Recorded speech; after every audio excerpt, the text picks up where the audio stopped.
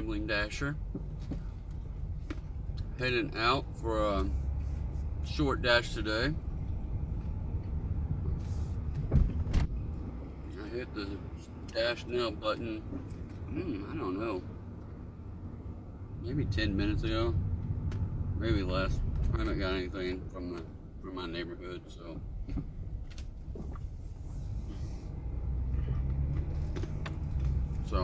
anyway, so today we're heading out just like every day, trying to get a little bit of dash money, a little bit of tips. Right off the bat, I get crap order number one. I don't know what this is going to do some damage to my AR, because it's $4.50 with pickup at Wendy's and Taco Bell and 2 different drop-offs. I'm like, no thank you, decline that, and it stayed at 66%. So that is most likely 2 orders with maybe 50-cent tip, maybe $1 tip, because DoorDash does some crap where they don't give you the full $2 minimum if they bundle deliveries. So DoorDash might give maybe like $3.50 on 2 orders like that, and got $1 tip on one of them or something. But $4.50 for 2 different ones? No. That is, even though it was 3 miles or something like that, that's not acceptable. So we'll start over. So I'm going to start off by looking at my ratings. So as of right now, I am silver. I'm at 66% acceptance rating. And hold on, I'm getting a call. All right, I am back. I had to take a phone call there, and so anyway, just today, like I said before, it's a short day. We will come up with a random top 5 list, and we'll come up with some kind of personal finance. So here, wow, a $9.50 order for 9.8 miles. That is a long ways up in there, but I'm gonna get off the board. I'm gonna accept it. Now I gotta get back there because it's just, I not missed it, but that's what happens. Is I always like pass the restaurant, and then when I'm down past a point of no return, then I get an order for it to have to figure out a U-turn situation.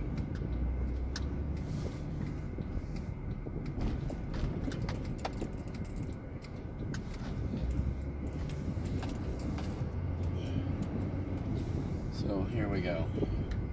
I'm back going in the right direction. I hope this is the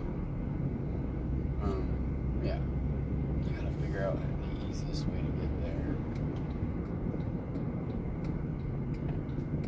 So I hope everyone out there in YouTube world is doing all right today. It is nice and hot here today, so I realized the other day that I was blaring my air conditioner and it had a lot of background noise. So I'm hoping that I have it on now, but hopefully it's not overbearing loud, and it's I don't have it turned up. I don't have the fans going very high, so we'll fingers crossed anyway. But and the phone is right there. That's recording this is right next to the vent, so that's all I can really do. So anyway, all right. Well, all the parking places are kind of pulled up, and I am just gonna park out in the middle, I guess.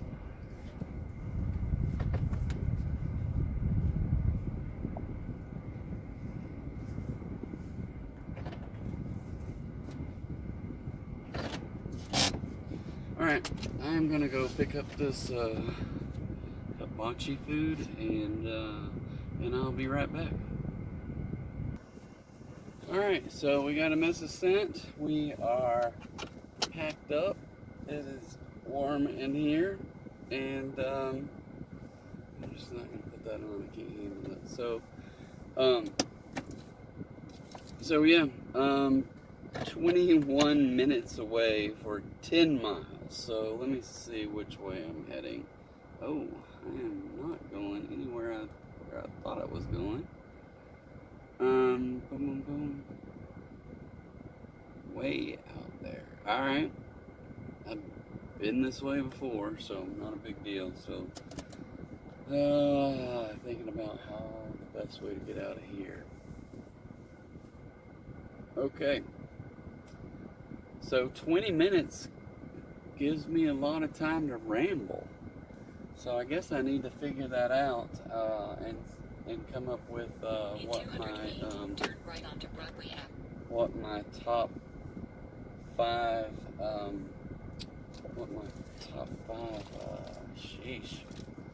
what my top five list is going to be today. And usually I don't get to it this early because I need more chit chat or something that's gonna prompt me to come up with something, right? So rather than just making it up, there's usually either something in my head, something, text messages, emails, or something like, or maybe a news story that I think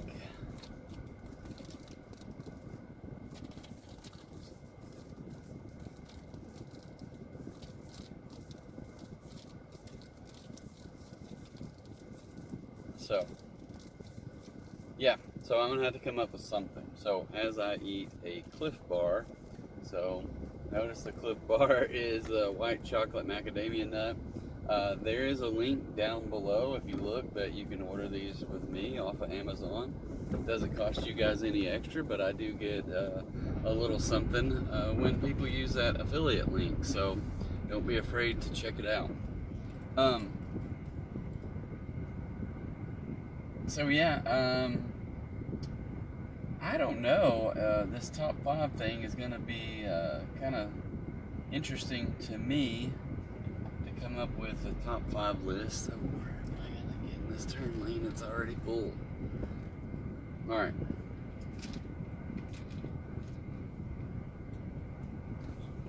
The crazy thing, what have I been doing this for like a couple of weeks?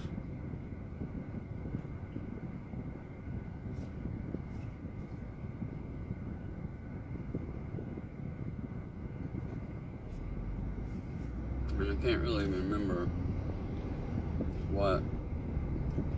Well, I can remember vaguely what I've done other top five lists on so far, so yeah, we'll get it.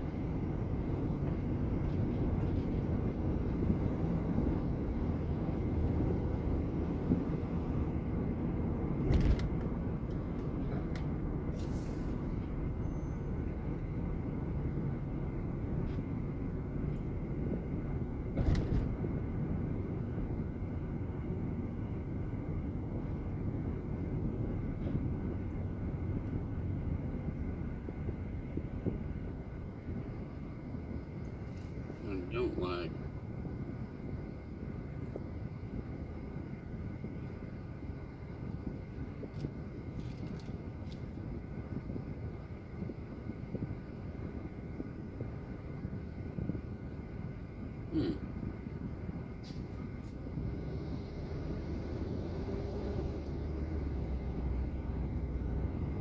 oh.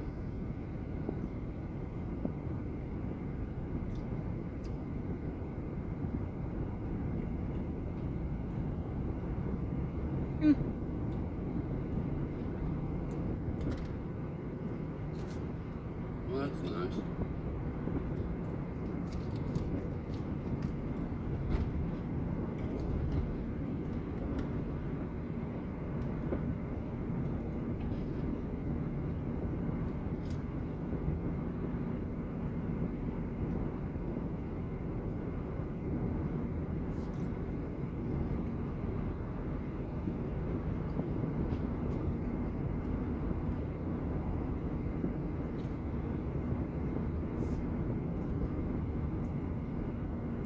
So, yeah, I just got an email from a kid's mother saying, can you take care of this? Something I sent her like a week and a half ago. And just got an email today saying, can you take care of this? And the deadline was yesterday. So, yeah. Oh well.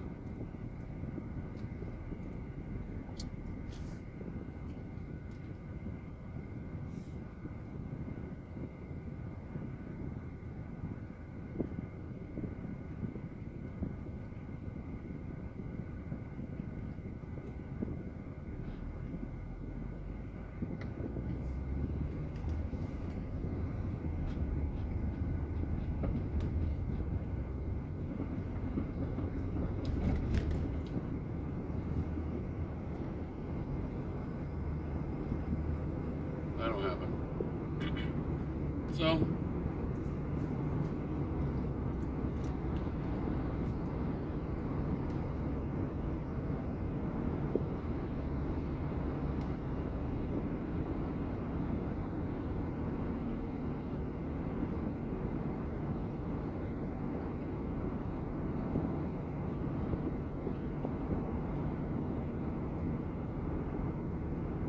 I know, it's really boring watching me eat. I'm sorry.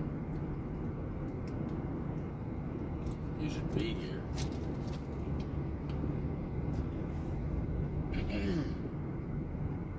So,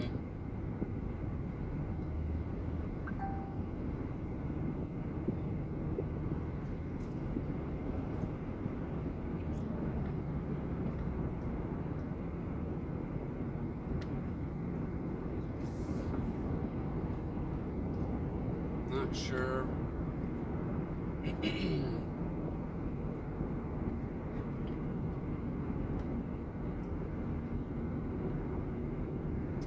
Hearing positive news today about people meaning countries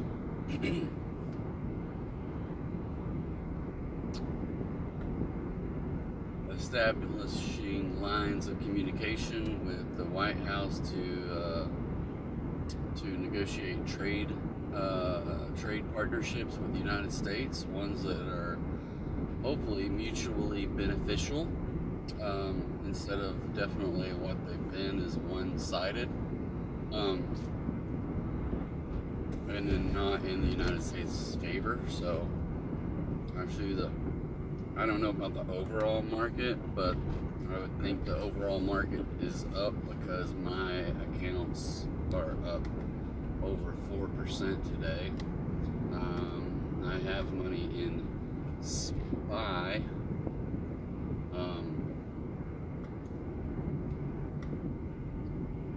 What are these people doing?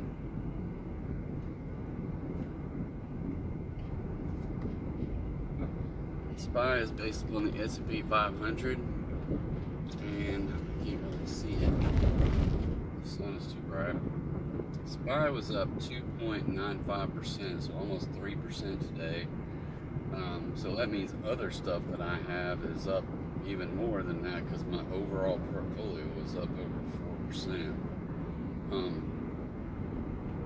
So that's a good thing. I just needed to go up to get back where it was in January. So hopefully it'll get there. I know it'll get there. It just is going to take some time, just like coming out of COVID and coming out of other downturns in the market. And a lot of people have been saying for a long time that the market is overvalued anyway, and that it needed to make a correction anyway. So, but when there's a correction, it's always an opportunity to make more money for those people who are consistently adding to their positions. So, my advice is from day one, where I talk about financial planning, is to always be adding to your position, even if in a small way. So, we talk about adding $25 a week with your DoorDash money, if you got a regular job and you have a 401k, then hopefully you're taking advantage of that, and you're taking advantage of anything that your company may be giving you in the way of free money to participate. So, and this is where, I've felt in the past where I was like, I can't afford to participate in the 401k even if the company is doing like a 6% match. But you can't afford not to if they're doing a 6% match up to, like, I don't know, some places they'll do like 6% up to 6%. So if you put in 6%, they'll match 6%. If you only do 3%, they'll match the 3% of your total salary. So if you make $50,000, then putting in 3%, 6% would be $3,000 a year, and they'll give you $3,000 a year as a match, because the beautiful thing about it is, number one, it lowers your taxable income by that $3,000. So now, if you make $50,000 and you're only making quote unquote $47,000, so you don't have to pay taxes on that $3,000. And then the same thing, the company is matching you with $3,000 of their own. They don't have to pay your tax on that money either. Because when businesses pay taxes, they pay half your tax, and you pay half your tax. And that's why when you're when you're self-employed, you have to pay a self-employment tax, which is your half as the employer and your half again as the employee. So it's kind of craziness that the government can do all that, but they do. So what are you going to do about it? And I don't have a problem with taxation as a whole. It's just the fact that they tax too much for the benefit they give. There's way too much red tape. There's way too much waste and fraud, and people getting grants and funds that they didn't deserve. Maybe, you just hear about all kinds of craziness going on out there. So, and that's on both sides of both parties. So it's very frustrating to hear those things, knowing that people work hard for that money and the government is just wasting it. It's going through, when you pay 30 people to where you could do 15 people to do the same amount of work or the same job, or that you hear about, it's like, government employees only have to go into work and log into the computer once a week and stuff like that. I don't know if it's true or not, but those are the things that are coming out of here, and I don't doubt it. I know what I see when I go to a DMV, and that there's no consequences for people that just don't care, because you can't get rid of them, you can't fire them. And not to say that anybody would fire them, because the people that hire them would never fire them, because they don't have any accountability either, So it's just kind of it's an interesting dynamic that the United States government has itself into. You see it with a lot of universities that hire a bunch of staff that they don't need, just to kind of get people on this bloated system. I was reading an article this morning about, the government is going to make, I think they're going to make it harder for universities, one, to be able to use loans from the federal government, if they'll be able to at all, for payment, because these universities have been raising their rates and siphoning off hundreds of millions and trillions of dollars in loan money from the United States government, And then, and the poor kids that are taking up these loans are defaulting on them. I think the article I read said there's like 5.3 million people that have defaulted on student loans. There's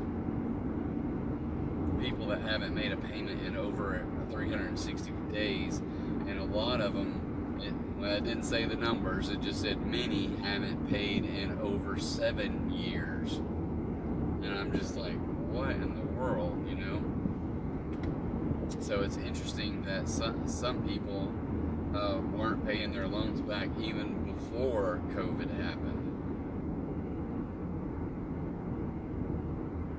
So I totally get it with COVID and all that, but then ever since then, I don't know, it doesn't make sense to me that if a business person gets out of high school and they decide, you know what, I'm going to start a business and I'm going to go borrow money to buy a truck to start a landscaping business, or I need to buy some lawn mowers or weed eaters or other things to do their business with, right? And they borrow that money, and then they have the responsibility of paying that money back. Well, they don't get federal assistance. I suppose some people could get some kind of federal assistance, but usually you would just go to a local bank, right? And you have the equipment, the truck, the lawn equipment and stuff as collateral. So if something were to happen and you didn't pay your loan, then they can go confiscate those things. But with student loan debt, there's nothing to confiscate. There's no collateral. Now, if they had to get commercial loans, then those institutions ask for something, right? So your parents co-sign, and if you don't pay your loans, they go after your parents' assets. So it's kind of a sad situation that some of these kids are getting into, and especially with the fact that the universities are just raising the rates and not providing anything that is jobs where people can go make the kind of money that it takes to pay those loans back. So it's really a sad situation. And the crazy thing is that the politicians and the people are fighting the fact that the government is wanting them to pay their loans back. So they're taking them to court saying, no, they shouldn't have to pay those loans back. But my question is, why shouldn't they have to pay those loans back? They signed paperwork saying that they would pay the loans back. Is it the government's fault that they got an education that isn't worth the paper it's written on? No. So if that's the case, then you sue the university to get your money back, and then you pay your loan back or something. I don't know. But it's very, very disturbing, this philosophy that we don't have to pay those things back. And even with, I suspect it'll be very similar to IRS. You can't file bankruptcy against IRS money. And I'm going to say that most likely you can't, I don't know this, but I think I've heard this, you can't file bankruptcy against student loans. So you'll have to make up a payment plan if you ever get a job. And then I think we mentioned this yesterday, that some people just don't get jobs, so therefore they don't have to pay their loans back. I don't know how they're living. They live off of someone else's dime, or they are working under the table, not showing any income at all. So I'm sure there's plenty of people doing that kind of stuff. But anyway, well, don't want to drag everybody down by talking about student loans and such, but I don't know. It's just one of those things that I happened to read an article this morning about that, so it's very interesting to me. I know there's people on both sides of the argument, and I probably fall on one side more than the other, because I am a believer that just because you go to university doesn't make you any better than someone else that doesn't go to university. There, we all get loans and to further ourselves. So if you get a loan, it's kind of like if you get a loan and you're an entrepreneur and you buy a vehicle, but that vehicle turns out to be a piece of crap, right? And doesn't mean that you still don't have to pay for it, right? Same thing with your education. Just because you get an education that's worth a piece of crap, then it doesn't change the fact that you signed paperwork saying that you would be responsible for this money that you're borrowing. And that's where I really believe that there's got to be somebody, there's probably some attorneys out there that are already looking at this to say, you know what, these universities are cheating the American people, and they will set up tort litigation to go against these universities for selling a bag of lemons. So, anyway, something to think about anyway.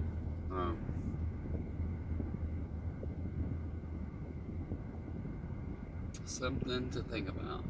Alright, so I am at this house. So I'm going to run in here. I'm going to park it in the shade in their driveway and deliver this food, and we will be right back. So yeah, there was some kids ordering food evidently, right? So this is what happens is that they don't know how to tip. But so the DoorDash pay was $7.50 and the customer tip was $2. So I got $9.50 out of that deal. And I'm 20 minutes away from any place that I can get a delivery at. So it's going to be 1 hour of my time for $9.50.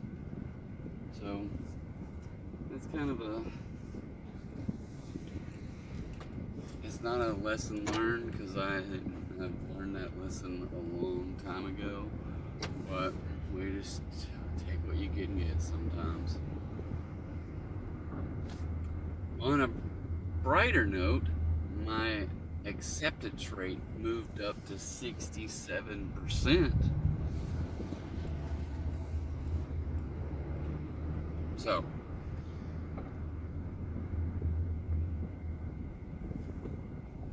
$67%. So that means that I had an acceptance, and on added an acceptance, and a decline fell off on the other end. So I see so many people that made up like, I don't know what they made up, like not a bar chart, but like some kind of graphical design that shows how these things work and how the rolling 100 works, because people are very confused by it when you get on Facebook or anything, or especially with new people. So basically the way that it works is if you get your AR, it only counts towards the last 100 deliveries that you have accepted or declined. So the last 100 that they presented to you, okay? So in your first 100 deliveries, you will, until you get up to, if you just accept all of your deliveries up till you hit 70, you'll still be below 70 because you will not have a rolling 100, right? So you could easily say that your very first acceptance, you should be at 1%, with the other 99, quote unquote 99, truly, because there's no record of any acceptances or declines before that, so they would all be marked as a decline. Now, I don't know if DoorDash does that or not, but I'm presuming that they do. But they also give new Dashers a buffer to put them, I think, at platinum status for like a couple of weeks. So it gives you, if you're a real Dasher, then you're going to get in there, bust your butt, and get your numbers there. And by the end of the 2 weeks, you'll be able to remain in that status. So, anyway. But yeah, so as soon as you get 100 dashes, then it counts all your dashes, and it's or not all your dashes, but it counts all of your opportunities, and said, hey, the last 100, you have, what was the percentage that you accepted versus the percentage you declined, and so that's your AR rate, acceptance rate, and it keeps track of them in order.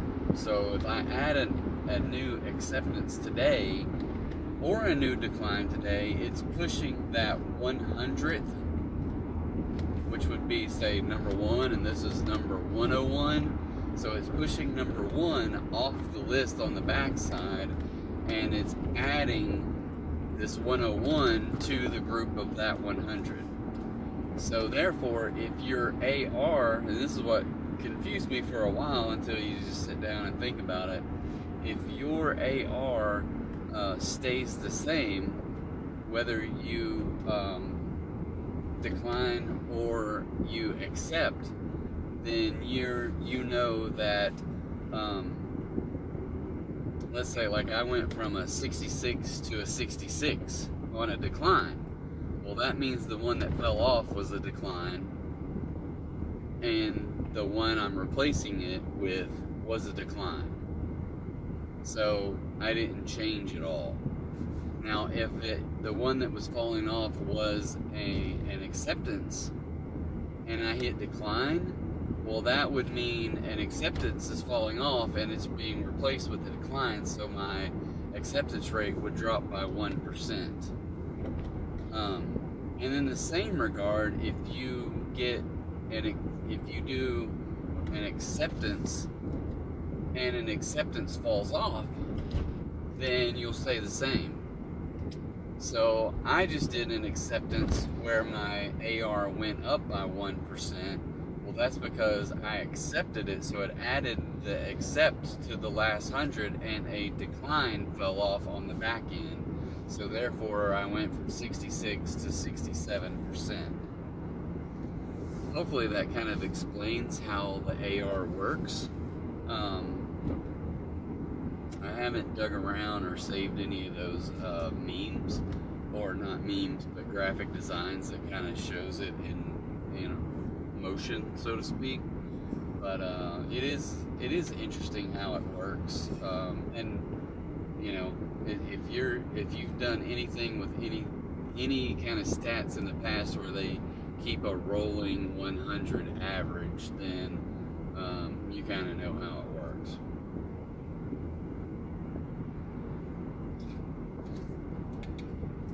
Alright guys, don't forget, I also have my Lark water bottle that I got off of Amazon that does some,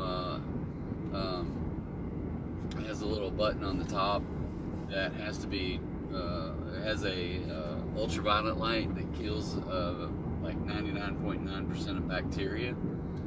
So you fill it up with water, you hit that button, and the button lights up or flashes for a little bit until it's done, and then you drink it. I don't know, I don't taste any difference between that and the other.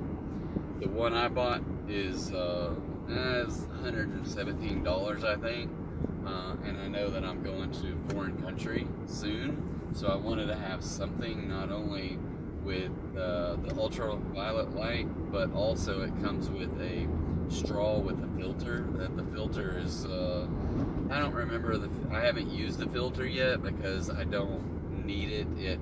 I only fill it up with water in my house.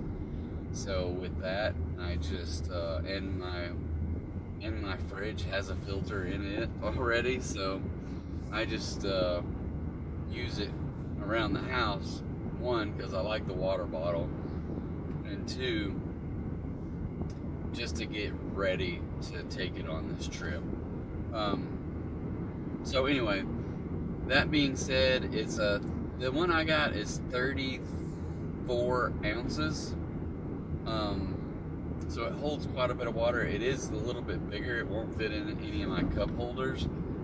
So I leave it in the other seat here when I'm dashing. So that's one little inconvenience about the bigger one. They do have a smaller one that's 24, 20, I don't know what it is. It's smaller. It's not as big around. That does the same things. But yeah, so anyway, so if you are interested, feel free to look at my affiliate link. That's down below in the description. Just click the more button to see all of it, and you'll see links. And then one thing I noticed today is what is this dude doing? He's blocking my road. So today I noticed that on the links that I put into my videos, they are actually links now, whereas they were not before. I don't know if I've been verified by somebody at YouTube, but my links are now working from what I can tell. So that was nice to see that in action today. And I actually clicked the links and it took me to the stuff. So kind of nice. So I have maybe 4 or 5 links. So if you check them out, I would appreciate it. Oh, I meant to wear a different shirt today because it is Tuesday. So I haven't. My kids and I come up with these T-shirt designs, and we have a kind of an online store. So if you check that out, it's called Autographics. Our dog is named Otto, O-T-T-O. So instead of autograph, meaning like A-U-T-O, we spelled it O-T-T-O graphics, and it's all one word. So it's a little play on words there. And then, but yeah, we have different little T-shirts that we've done. If you guys have a design, we can put them out there. And get one for you, or I would be happy to show anybody what we do to go through to build our own T-shirt shop. It's not that hard, but I would be happy to do that. But I do. And here's another reality: is it's just something else that we can say that we do. We haven't made a whole lot of money on it usually, especially on the website, because up until now I haven't had a real platform to share with. A little bit, but not as much. So when I was doing soccer coaching, we used to have whatever our team mascot was that our kids made up. Then I would always do a T-shirt for the parents, and if the parents wanted to get one for their kids. So I would take orders at the beginning of those seasons and get the shirts and deliver them. So yeah, it's I like those soft T-shirts, which is kind of like this one. I didn't make this shirt, but the soft tee material, I like wearing those. My kid likes wearing the dry fit shirts or whatever they're called. So we've done both styles with the, I don't know what you would call on it, direct pressed on, or it's not like iron on or whatever. I don't know how it works, but anyway, they print somehow a logo or whatever you come up with on your shirt. So we have one that we did. My son did it, and he made a little Taco Tuesday one with the taco in the middle. So I like that shirt. Just because, and I have a little foodie page, so yeah, I like it. So there's a link to our online store down below. There's a link to the Cliff Bars. There's a link to the Lark. There's a link to where I do some of my investments, or all of my personal investments, I have moved into Robinhood. So there's a link to Robinhood. So if you do any invested in there, then I can't remember, you might get a free stock. So I don't know if it's worth your time, but maybe.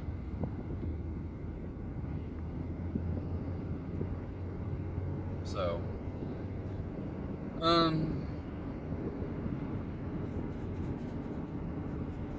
so obviously I've been rambling and no real thoughts about what I want to do with a top 5 list.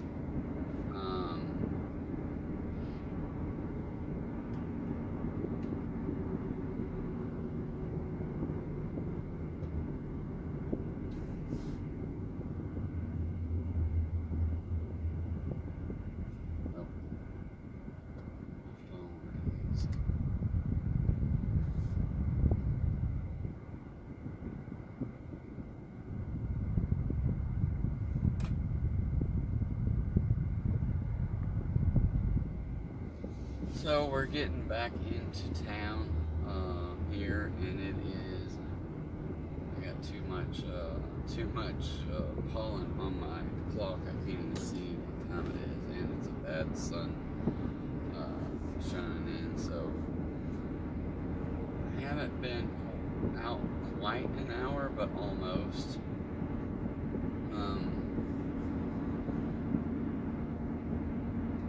So we'll see. We need to get some more orders. This is my short day, so 9:50 after 1 hour, and I would like to have no less than 50. It would be nice to get $60, because that's $20 an hour in 3 hours. But right now we're going to have some big orders to get that, because that means $50 in 2 hours. So right now it's debatable whether or not we'll even get our $50 in the 3 hours. So but we'll keep trying.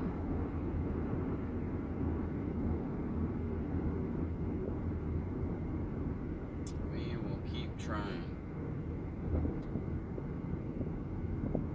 They are paving the roads. Not today. I mean, I don't know. I'm assuming they did it today. But we're getting new pavement down through town here.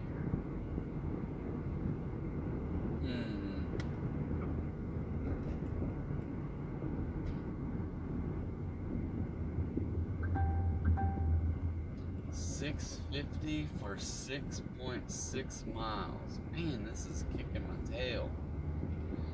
But I guess I'm gonna accept it. That'll put me at $15 or so. So maybe 16.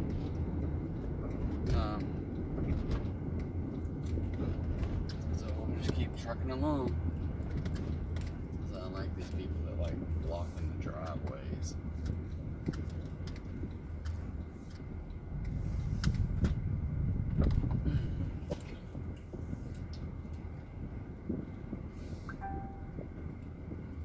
Oh, well, guess what? I missed the delivery because I never hit accept. So there's that, right? That'll happen sometimes. It doesn't seem to have lowered my AR unless it wasn't updating my screen. But, well, okay then. Maybe I won't go to Chick-fil-A. We'll sneak over here around the Logan Roadhouse and see if anybody wants steak for dinner.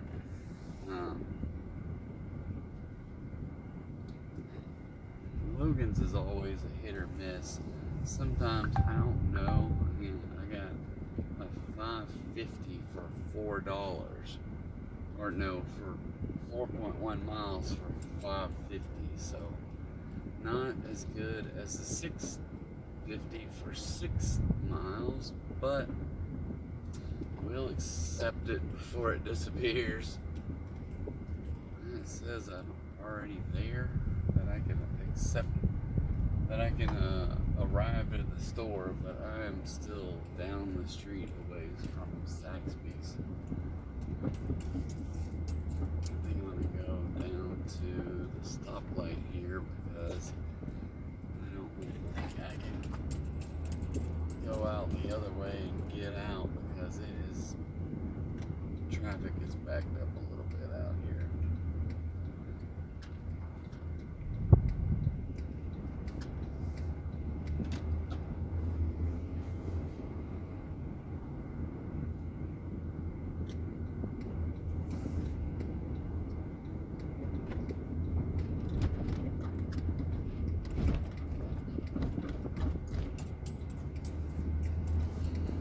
Alright, so almost there. Zaxby's with a drink.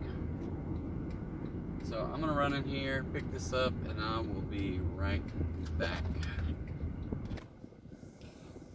Alright, so we just sent them a message, and we are gonna get the directions. 8 minutes. Where is this taking me? Across the freeway? I don't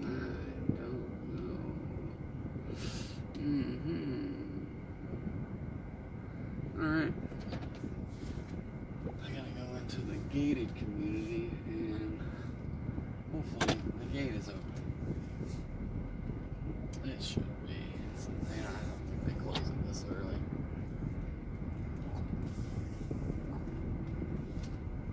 Alright, so I'm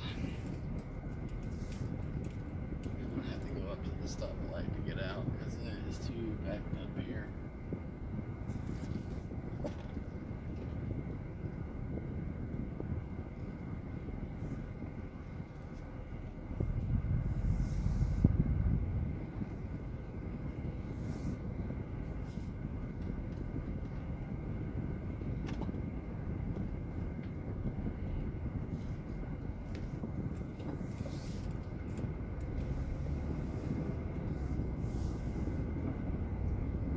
Alright.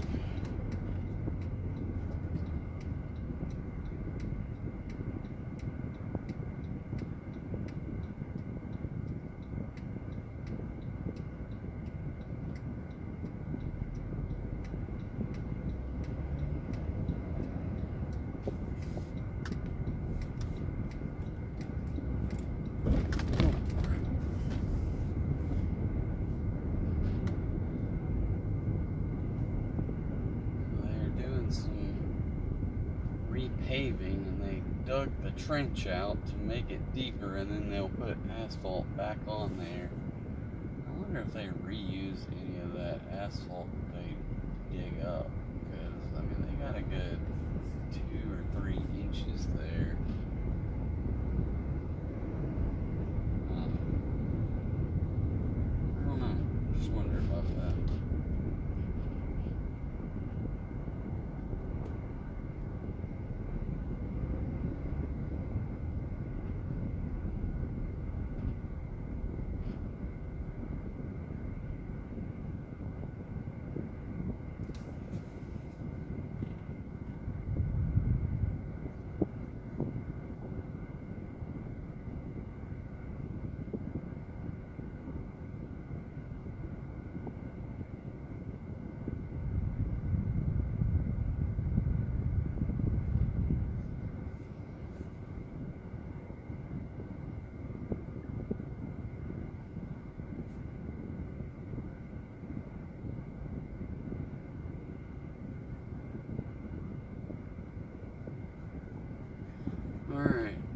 So I'm not getting anywhere coming up with a.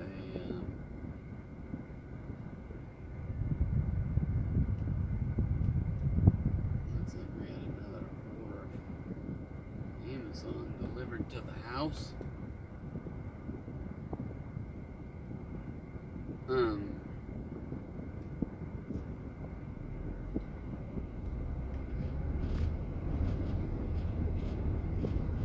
So I'm trying to think of what a top 5 list would be today, and I just don't know.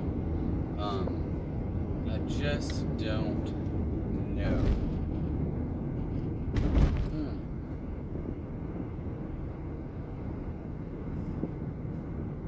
So maybe, I don't know, some cheesy thing I could go with, because there's a burger place right over there, top 5 condiments on a burger.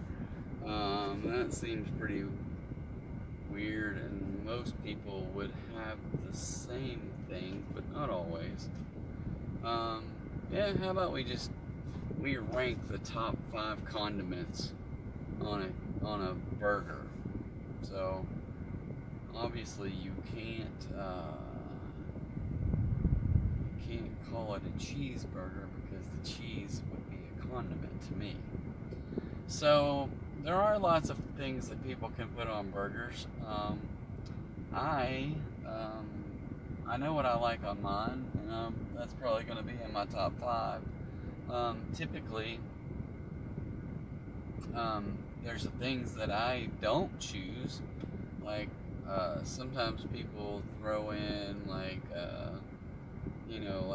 hey, let's make it like a farmer's burger and put a fried egg on there, or they'll put I'm not saying I don't like this and wouldn't eat it, but 9 times out of 10, if I get a burger, I just want a straight up, like, quote unquote, an Americanized burger.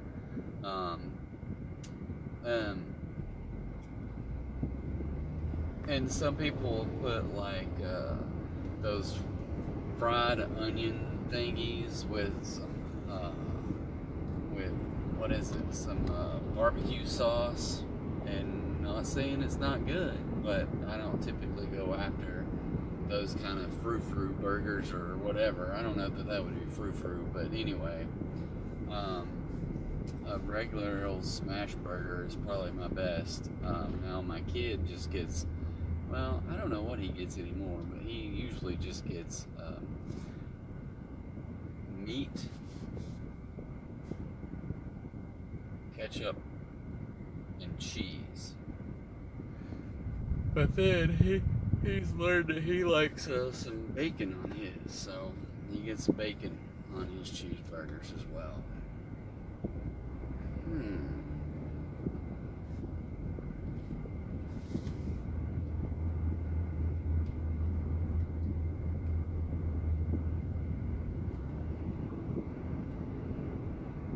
So there's that. I gotta figure out where I'm going. Okay.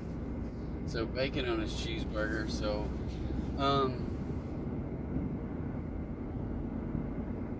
trying to think of other things. So obviously cheese, bacon, barbecue sauce. People put different kind of sauces on there. Egg. The standard things like lettuce, tomato, onion, mayonnaise, mustard, ketchup, grilled or sauteed onions, or people put those sauteed mushrooms on there, big old mushroom burger or whatever. Yeah, there's lots of different things, but I don't know if ranking these is gonna be very easy, or I don't know that it's gonna be that hard to say. I guess, how do I go about ranking the things that I always get on a standard burger, right? Which one has more weight than the others? The only way I can really think to do it is to say, okay, would this burger be okay with one item of the 5? And and where would that rank against the other one items at a time? And knowing full well that I like all of them on there. So, you know, so that's a little bit of a dilemma for me to be able to rank these things. I can tell you that I do like,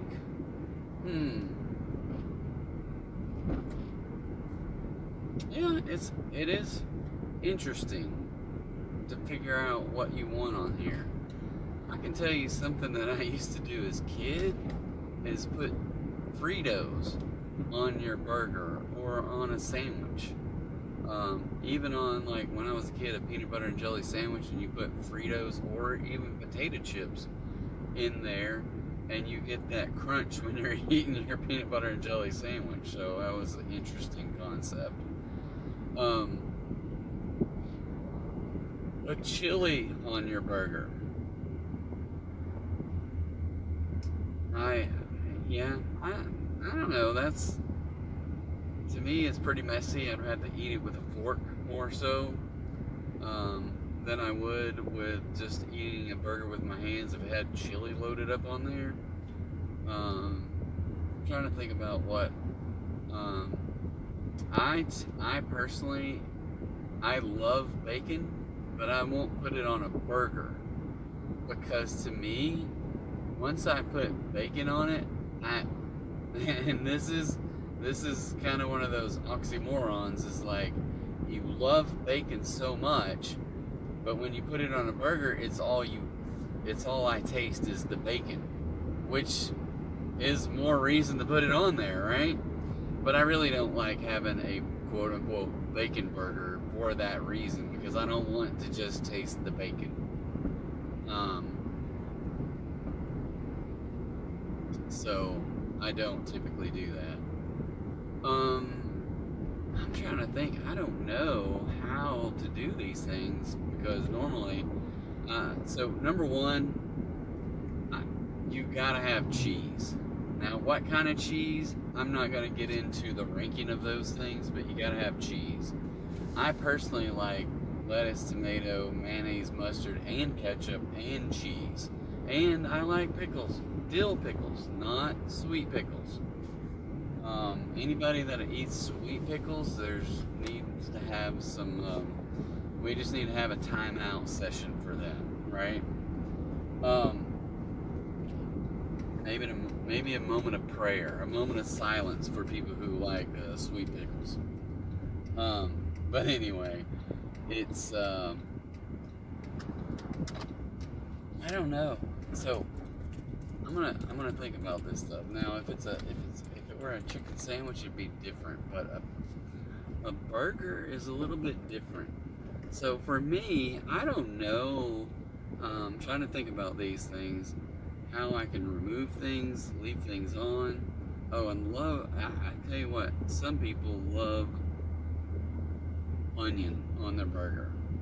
I am not a big onion fan to start with. I would rather have sauteed onions than just a fresh thick slice of onion on a bread and meat and cheese. No, I don't care for that. So it's not in my top 5. So you be sure and let me know what you like on yours in the comments. So we'll go from there. You guys will have your opportunity to have your say, and I will have mine. So I'm gonna, how do I rank these things?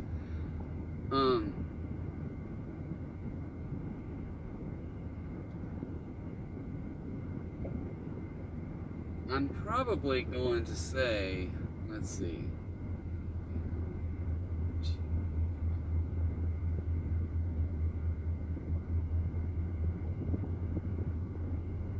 Okay, I think I have my 5.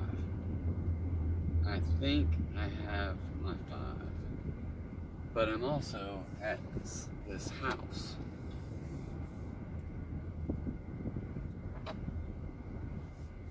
I think I am. I don't know why. That's not the right house. I hate these things.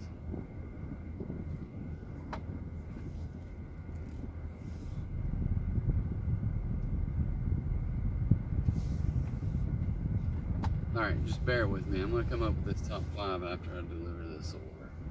Because I think I'm at the wrong house. Slow down there, people. There we go. There's the right house. Some people with the LSU sign. There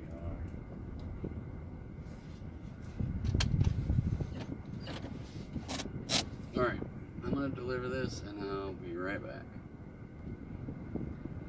Okay, so we are back. That was $3.50 DoorDash pay with a $2 tip. So, done. It doesn't appear to have helped my, let me refresh this. Well, I'm up to $15, but I don't have the, let's see what the ratings are still. Ratings. Still at 66%. So did not go up at all. So now the trick is, how do I get out of here? I got, it is so bright.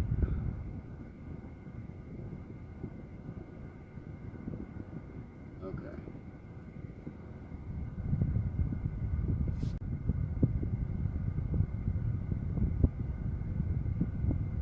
I think. Oh, look.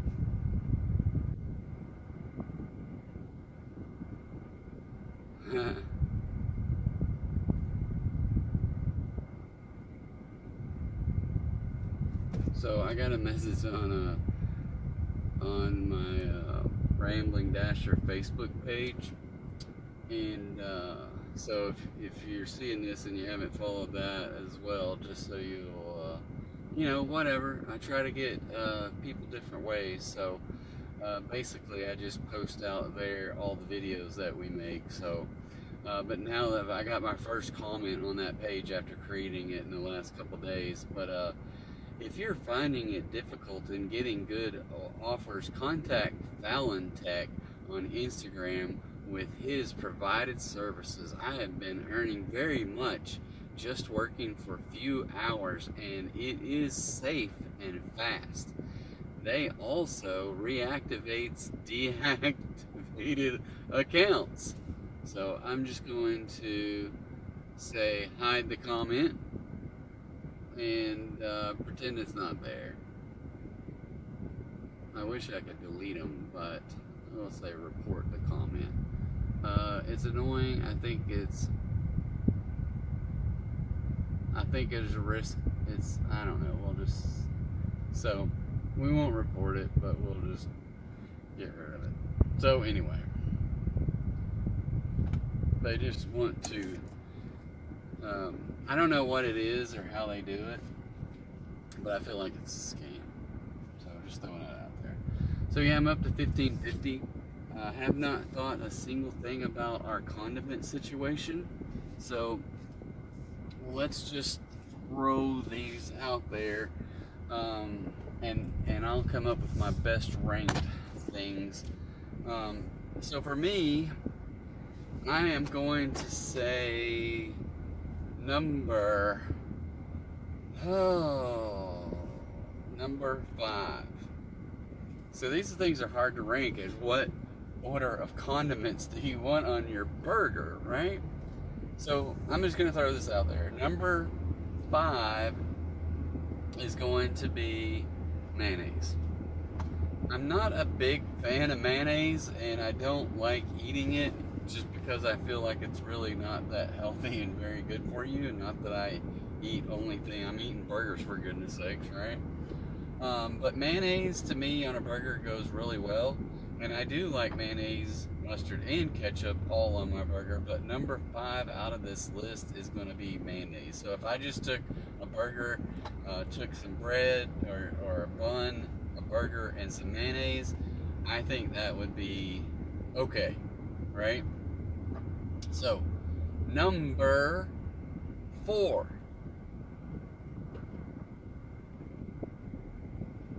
I am going to say a dill pickle. I would eat a plain burger with just dill pickle on it. No mayonnaise, no nothing else, just dill pickle. I think that dill pickle, especially if they're crunchy ones, that it would be a good flavor. So I'm good with that, the dill pickle. And then off of that, so that's number 2 or number 4. Number 4, then going up to number 3. I'm gonna have to say probably ketchup. So this is a pretty fast list today, whereas other days I'm talking about a lot of things in there, but I already know the condiments. I just gotta rank them. So I'm gonna say ketchup. I could eat a ketchup, just burger and ketchup by itself. I think that would be, good. No problems. Number 2 is going to be, I'm gonna say a nice thick cut tomato.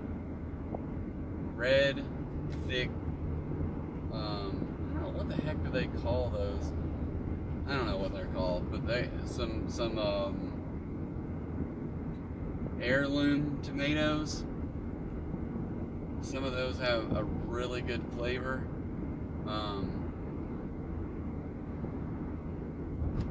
But yeah, a good heirloom.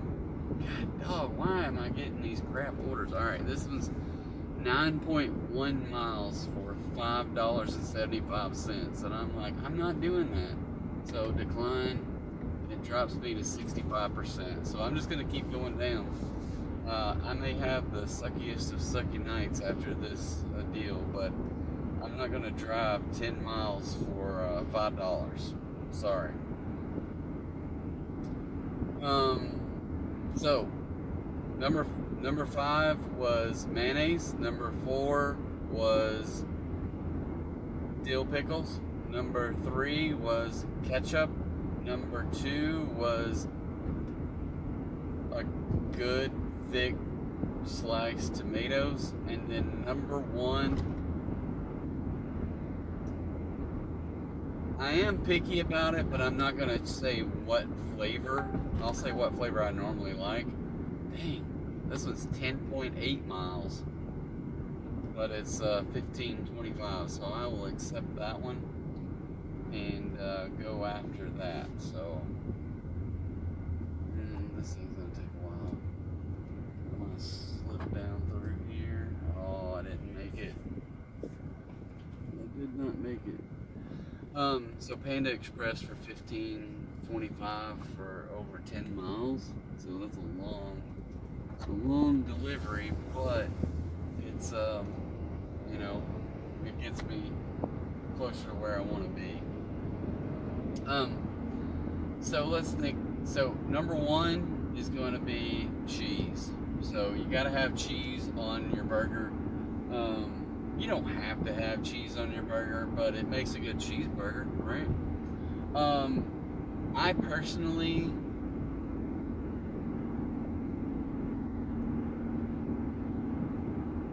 like American cheese on a burger. Now, I'm not going to turn down some other flavors of cheese on a burger. I tell you what, I had one time that was really good, and I was not expecting it because I'm not a big pimento cheese fan. But there's a place here in town that has a pimento cheeseburger, and I'm like, oh my goodness, that thing is good. But they're only open till like 1 or 2 o'clock, so I never do get it. I need to. Probably, I don't remember when this was, but it was during COVID. We did burgers in Saline County on Tip Top Chew, and we went around to every place we could find in Saline County during COVID and got burgers. And we didn't rate them. We just, if they were crap, we went to one place that we didn't put the picture or the name of the restaurant in there. The rest of them, even if they were fair, well, they still got mentioned, right? They still got a picture. But one place was absolute garbage. So, not gonna mention them today. But I was like, dude, hey, we're doing burgers of Saline County. We want it to be a nice looking burger when it comes out. So trying to prep them to make something that's going to be out there for people to see. That burger came out. It was half cold. The cheese was stiff. Not, I mean, like, you know how normal cheese, when you get it out, it'll be like at least somewhat limp or something, right? It'll like hang over. And then if it's melted, it will melt into the burger. This was one stiff piece of cheese, and it was like, I don't know, it was like a piece of cardboard. I'd never seen anything like it. And the burger was not good. I didn't even eat the whole thing. It was, the bread was stale. Everything was bad about this thing. And I have not been back to that restaurant since. So, and these were all like mom and pop places, nothing that was a chain. So, there's that. Alright, we're going to Panda Express. Yippee! Alright, I'm parked here. I will catch you guys in a minute. Alright guys, so, hi, yeah, this was way out there,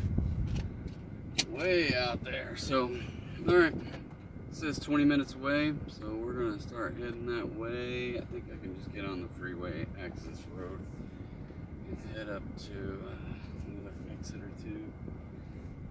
What time is it? I really feel like I want some a Mountain Dew and some chips, but I also know I don't need to be having any of that stuff. So, alright, we're going to try to skip it. Maybe I'll just drink some more water from my large water bottle.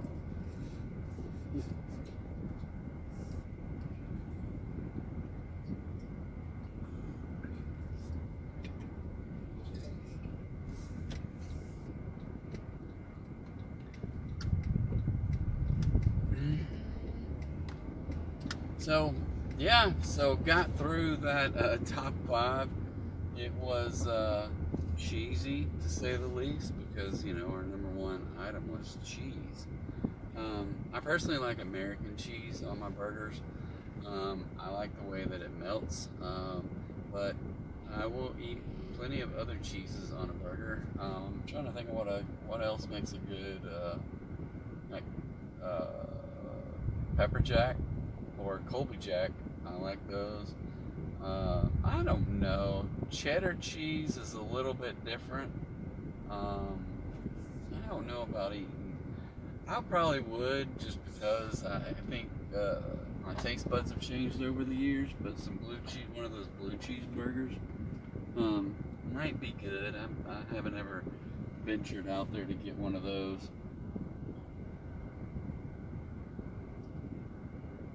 So maybe this wasn't the best idea. Oh. Because it is wall-to-wall cars coming off that freeway. Alright. We're down to 17 minutes. The countdown is on. I got less than an hour and a half to dash, and this is going to be 40 minutes of it. So,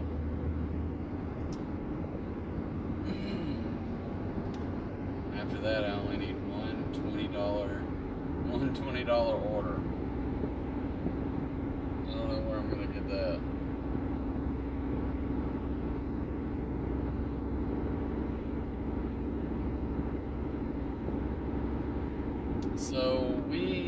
So I don't know. I'm trying to think what other cheeses might be good. There probably needs to be another top 5 list of top five cheeses on a burger. But we'll do that maybe another time if I ever think about it again. I I don't even know if I would come up with 5 cheeses on a burger, but maybe. I can only really think of about 3 or so that I would want at any given time. And maybe cheddar. To me, cheddar doesn't melt that great, so I like the flavor of, like, I like sharp cheddar, but I don't think it melts all that great. So I don't know. Maybe some Havarti cheese might be good. Anyway, enough about cheeses. It's just making me hungry, and I don't think we're having hamburgers tonight. So we might after that. But I need to try to not spend more money. So what happens is I like go out DoorDashing and I spend it all on eating out. That's what happened last night. So I gotta stop doing that. But anyway, what else were we talking about last night was earlier tonight we were talking about some financial things. I'm trying to think of something else as far as personal finance that might be beneficial to people. I know in past videos we talked about being able to track your spending so that you know how much you're spending, track your income so you can balance those two things out and make sure that you have income to cover everything. Setting up your expenses to be automatic so you don't have to spend time every month going through your bills and paying them. Saving up money so that you can easily set up those. I guess I probably missed a turn. I wasn't paying any attention, but I should have turned back there because I didn't know I was going this way.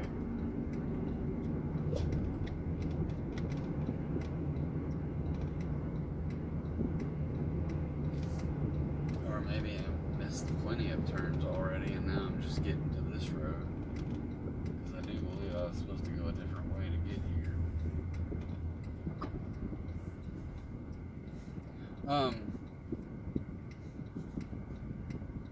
But yeah, doing lots of different things to help yourself out as far as not spending as much of your personal time managing bills and things. If you can figure out a way to save up enough money where you have a couple of months in advance in your checking account and you have direct deposit set up, you have everything set up to where your bills come out automatically, and that way you don't have to sit there and pay them. I got everything in mine set up on auto pay, and it's just like set it and forget it. Now, it doesn't mean I don't look at it every day and I don't pay attention. I do get some incomes in that aren't defined, and I have expenses that go out that aren't defined, so I have to go put them into buckets in the Simplify app that I use. So I use an app called Simplify. There's not an affiliate link down below. I need to check on that because I signed up for one, but I don't know if they might not give them out like other things do, like Amazon. Somehow I have an Amazon affiliate link, and I don't even know how I got it, but I know I signed up for it, really thinking that we could do it on my son's channel, but we haven't really done that at all either. So,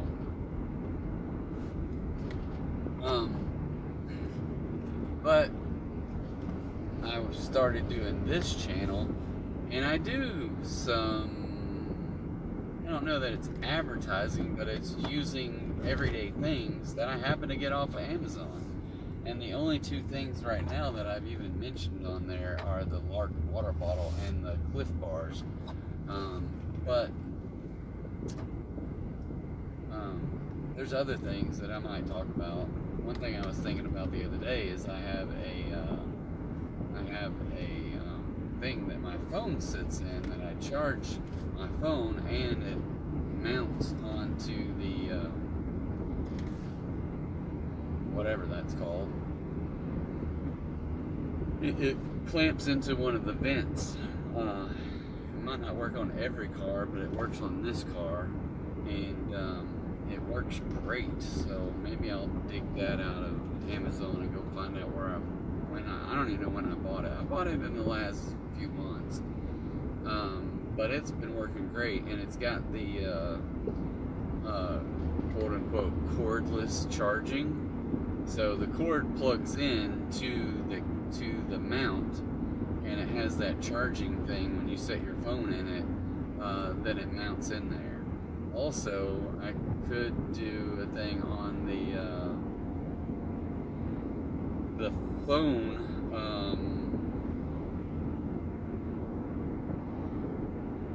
whatever it's called. Oh, sorry. I can't think right now. Whatever, the phone case. So I got this phone case off of Amazon as well. So those might be things that I could talk about and put links to them below. So we'll slowly build up that list of products that we use to do DoorDashing.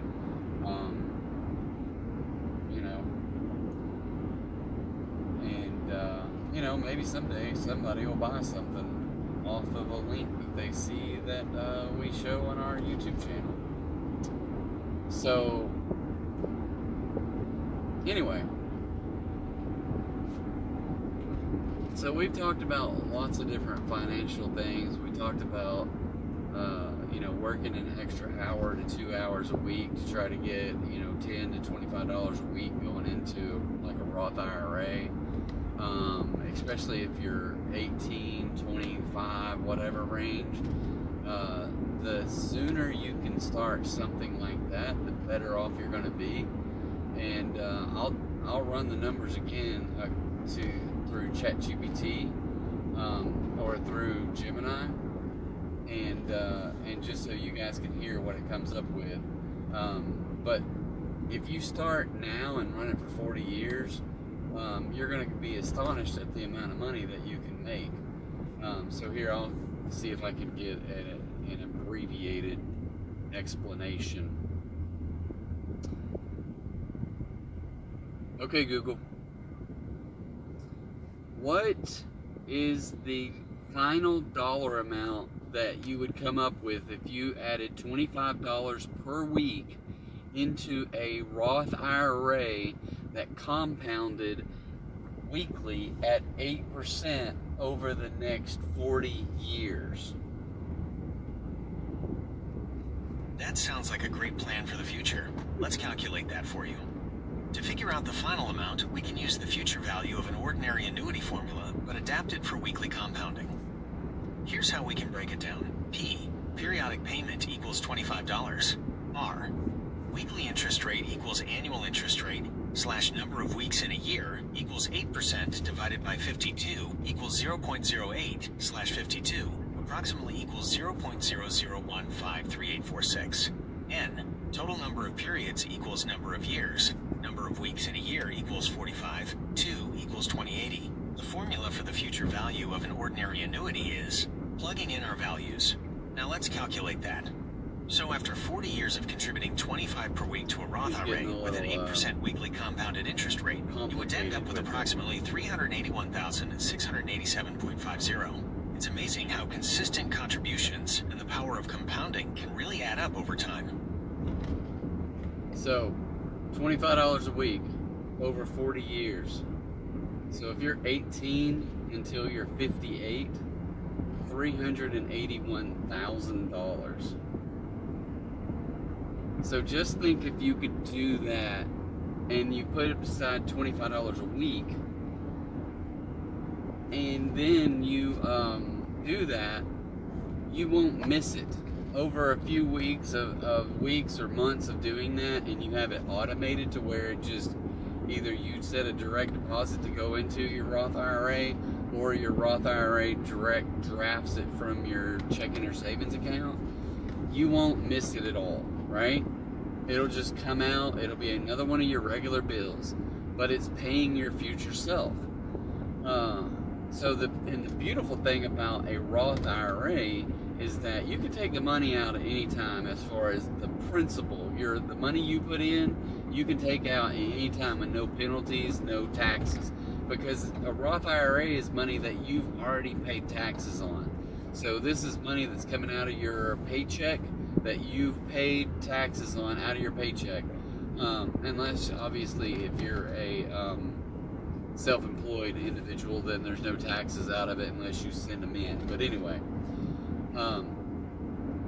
but you put in that money into a Roth IRA, well, that's only like $1,320 per year. But 1,320 times 40 years is $52,000, and yet it grows to around $380,000 over 40 years. So obviously, if you're going to go, if you're older than 18, then guess what? There's no reason why you can't still do it, right?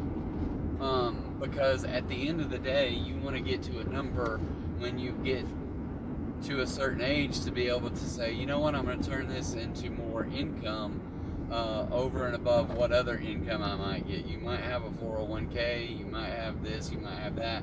But if you develop these habits of doing $25 a week towards your future self, then that is just going to be money that's on top of whatever other savings you might have. And maybe it's the only savings you ever have. Well, I promise you, I don't have $380,000 right now, because I didn't start saving until I was probably 45-ish, right?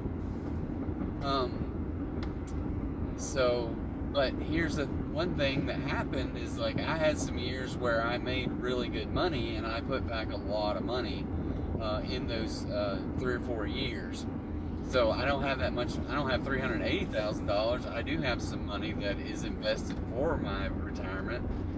It's not enough that's going to get me where I want to be, but it's going to benefit me, right? The same thing, if you can do that now, then think about where you would be. So even if, let's say you're 25 and you want to go till you're 50 and do the same Chat GPT. Oh crap, I was supposed to turn there.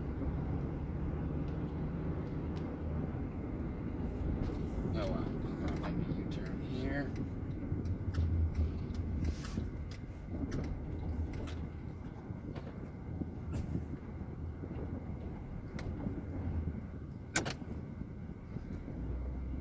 So what happens when I start talking too much. Alright, so, but yeah, so you can run that same query on ChatGPT or through Gemini and just say, hey, I want to do $25 a week for 25 years, right? At 8% compound, or $25 a week compounded weekly for 25 years, and see what kind of numbers you get up on that. You'll be surprised at how much you get at it. Now, the 8% is the hard part, because you're not guaranteed to get 8%, but if you do something like the S&P 500, the last 40 to 80 years, I don't know how long it's been going on. Let's ask Google. Hey Google, how long has the S&P 500 been a thing, and what average rate has it gotten for the lifetime?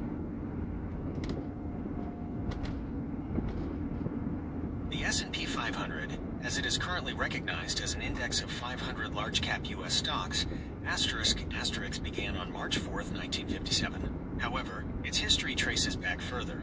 Standard Statistics Company, one of the predecessors of Standard & Poor's, started its first stock market index in 1923 with 233 stocks, calculated weekly. In 1926, they introduced a 90 stock index computed daily, known as the Composite Stock Index. This index was expanded to 500 stocks in 1957 and renamed the S&P 500 Stock Composite Index. Since its inception in 1957, the average annual rate of return for the S&P 500 has been approximately 10.4% through April 2025, when including dividends. After adjusting for inflation, the average annual return is around 6.5%.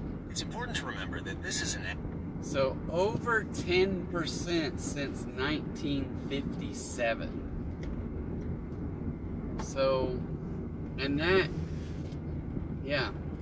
So, how can, I don't know, obviously we're looking at doing things for a long time. This isn't necessarily the place you want to put all your money in from the age of 50 till you turn 60, but it's definitely a place for some of your money. But if you're looking at just saying, I want to start out with the S&P 500, to me, it's a good long-term strategy with what's called dollar cost averaging, which is you adding money at periodic intervals over time, and your average, you're going to absorb the highs and the lows with that. So it's kind of a neat concept. It allows you to buy stocks when they're on sale, but you'll also continue to buy it even though the market's going up, because you don't know how high it's going to go. But you think about, since 1957, all of the stock market crashes that we've had. The stock market crashes that we've had even since 2020. I think in 1998 there was the dot-com bubble that burst, or the housing market burst. The dot-com burst maybe was in 2000, 2001. I don't remember all these dates, but anyway. But we've had all these market crashes, and yet it's averaged over 10%. So, if we would have plugged in that same query with 10% instead of 8%, it would be an astronomical an amount of what you can get from the stock market just by doing $25 a week. So anyway, I just want to encourage people, especially young people, start early, get used to taking the money out. You're not going to miss it, I promise. I've been to this house a few times, way out here. I keep forgetting it's a circle drive. So, alright, I'm going to hit pause and I will be right back. Alright, so, yeah, the sun is so bright. That one was a $6.25 order for the Dash Pay and $9 tip, so came up to $15.25. So, being I'm outside of the zone, or whatever you want to call it, so I'm up to $30.25 after 2 hours. So it's $15 an hour, not too bad. That puts me at only needing $30 in the last hour, and I'm 20 minutes away from civilization. So we'll see what happens. There is some one or two different little pizza places out. When I get a little bit closer to town.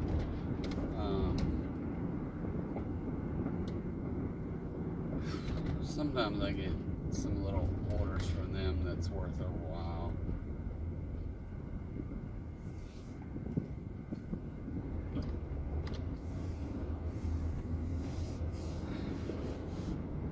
So I keep coming back to my personal finances, always invest, and try to get your money in a place where that you can invest it and not feed feel it, right? So if you can figure out a way to make money through DoorDash, and if you work an extra couple hours a week to say, hey, I'm going to get anywhere from $10 to $20, right? $10 to $25 a week over and above what I would normally get, then invest that in a Roth IRA. If you're a 100% DoorDasher and you say I can't afford to put money back, I would go so far as to say that you can afford it. If you're fearful or of the markets, you know, I had this discussion with different people. It's like, well, your money's just gonna disappear. No, it won't. It's crashed and crashed and crashed and crashed, and people still have their money. I did see a meme today that was a little video about showed two people side by side selling watermelons, and it had a kid selling watermelons at $15 a piece, and it had an adult that was selling them for $20 a piece, and the kid sells two of them at $15, and the grown-up doesn't sell any, right? Well, then the grown-up he changes his sign not to say 20, but marks them down to 10. And then the kid says, well, I'll buy all of your watermelons at $10, right? So I'm just going to use this example, right? So the kid sold two watermelons at 15, and he had 5 watermelons. The grown-up had 5 watermelons, and he didn't sell any. Well, then the grown-up marked his watermelons down to $10, sold them to the kid for $50. And then the kid turns around and marks all 8 of his watermelons up to $25 a piece and sells them all, which leaves the guy standing there rubbing his head. So it's talking about panicky sellers. If you own stocks and you sell it when it's going down, or if you do panic and sell while it's down, there's somebody that's going to be there to buy it, and they're going to buy it from you because why? It's at a discount, right? So if you panic selling at a discount, then someone's going to buy that from you, and the price is going to go back up, and they will make a huge profit off of your cheap stocks. The same thing with their cheap $10 watermelons. He sold all his watermelons. He was out of them. I hope he didn't pay more than $10 for those watermelons. If he did, and he was selling them, say he bought them for $15, and he was making $5 a watermelon and selling them at $20, and then he didn't want to lose all his money, so he sold them at $10. Well, he lost money, right? He lost $5 a watermelon, but he didn't lose all his money, right? He just lost $5 per watermelon. And then the kid turns around and sells them all, except for the first 2, which he made $15 on. Sells them all for the first 2 for $30, and he sold the rest of them 8 more for $25 a piece. So he made I don't know, on those 5 that he bought from the other person at 10, he made $15 a watermelon on those. You have to understand that, yes, there's going to be market declines, but always know that there's people out there that if you're panicking, they're going to take advantage of you, and they will buy your stocks cheap. So if you sell stocks today, they're cheap. They're at a discount because they were up in value 3-4 months ago, right? So somebody's looking for you to sell your stock at a discount. I would be adventurous to see the people who would be buying it from you at that price, because they are going to make money. They may have to wait, but they are going to make money off of you selling it cheap. The reality with this strategy of starting young and adding $25 a week is a strategy that will help you mitigate the fear, because you know you still have 10, 20, 30 years in advance to not lose that, to make up any losses, right? So the best thing for me to tell you, and I know it's hard to do because people live off of fear and emotion and everything they watch on TV, but if you are doing something like $25 a week and adding it to that market, then you have to know if the market goes down, you are glad. You need to be glad because of it, right? Your overall value will go down, but if you continue to buy more shares at $25, let's say that the market goes down and it goes down to half of what it was. Well, everything you're going to add to your market value is going to be buying more and more shares for that $25 every week.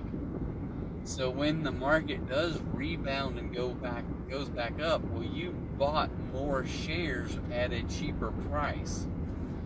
So just like that kid that paid $10 for those watermelons and it went up to $25, well, he made that money, right?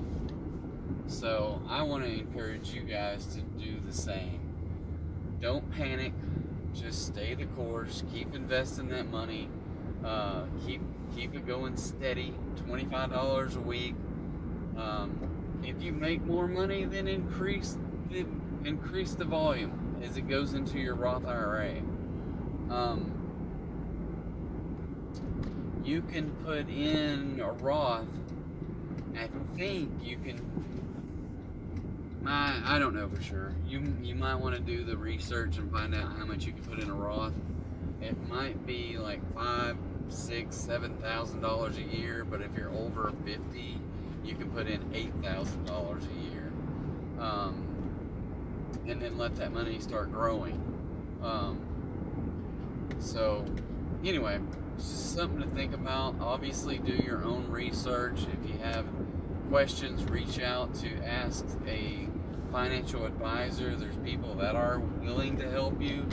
But I'm going to tell you, you can do it all through Robinhood or maybe through Charles Schwab or some other online broker dealer. I happened to, whenever Robinhood came out, I was like, you know what, I'm going to put some money in Robinhood. Well, the money I put into Robinhood originally was just to be play money. You know, it's kind of like going to the casino. I just started putting money in there, and I was like, you know what? I'm going to buy some penny stocks and see if I can buy and sell. Well, I tried that for a good long while, and sometimes I made money, sometimes I just lost money, right? But then I started finding these stocks that would pay interest that was huge amounts of interest in the form of dividends, and I had money from selling my old house that I needed to invest. Instead of having it in a bank account that was making 0.01%, maybe I can make 8 or 9%, you know? So I started moving money over into those things. So I don't know how much money I had, but if I had $10,000 making 0.01%, I could easily take 1,000 of that and make more interest off of that $1,000 by far than I was making on the whole $10,000. So finding ways to make your money do better for you. Research those things. Find that, ask questions. At the end of the day, you got to feel comfortable with it, right? Making sure that you're investing in quality. Do plenty of research and try to find out what's good investments and what kind of things that that you can get out of them. But for doing something like $25 a week, $100 a week, or something like that, then putting it into SPY over a long period of time, I just feel like it's going to be, it'll go down, you know, but it'll also grow because it'll bounce back. You know, that's the thing about, especially with political cycles, the market could go down just because we change presidents. The market could go up just because we change presidents. Or this president, the market did go up based upon the changed presidents, and then the president came on and said, you know what, we're going to try to get fair trade with these other countries, and started putting tariffs on everything, which freaked the markets out, so everything started going down.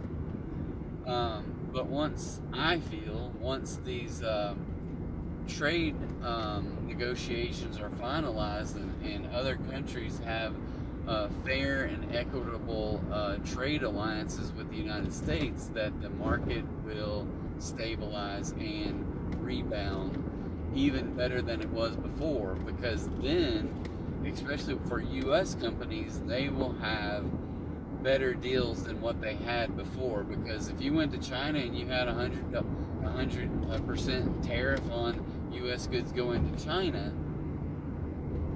but the Chinese didn't have any tariffs on their goods coming to the United States, so it's kind of tough for United States people to get their foot in the door to sell to the Chinese people. But it's real simple and it's real cheap for the Chinese to come to the United States and sell their stuff here. So it's kind of not a fair trade when you look at that kind of stuff. And a lot of people that you don't hear that stuff on the news, right? You don't hear the rationale as to why. Why are we doing the tariffs? Well, if you sit back and look at it, it's because it's fair, you know? But sometimes you're going to have things that destabilize the market, and the news is going to emphasize the fear that people have. And they do it every single time. And they do it because they know they can sell ads. Because that's all they're really worried about, is selling ads and making more money for themselves than being fair and truthful all the time. They have to be sensational so that people will watch their stuff over someone else's. So I think that's what we've seen over the last 10 years, is a lot of deceptive practices with the news. And it's kind of sad. Even if I go onto the news that I go onto, most of the articles are just garbage, because they don't report the news. They report some just gibberish. It's like, hey, this is what everybody said on X to someone else's tweet, and they turned it into a news article with a sensational headline. To me, just because you put it out there and people click on it, it doesn't make it news, right? Just because Johnny said something on Elon Musk's Twitter account doesn't make it news, right? Nobody cares. People do care, obviously, and obviously people click on these things, but if you sit back and you think about it, does it really matter what Joe Blow says in a rebuttal to someone else's tweet? No, it's not newsworthy. You know? It's clickbait to get you to see the ad that they put in there in that article. That's all it's about. So they've done a lot of market research and figured out this is what it takes for people to click on these things to see those ads. And then when they see the ads, well, whether you click on the ad or not, they get revenue from just you seeing the ad. So it's kind of a sucky way to do business. and to generate revenue from selling ads. But this is what they do. This is how they make money.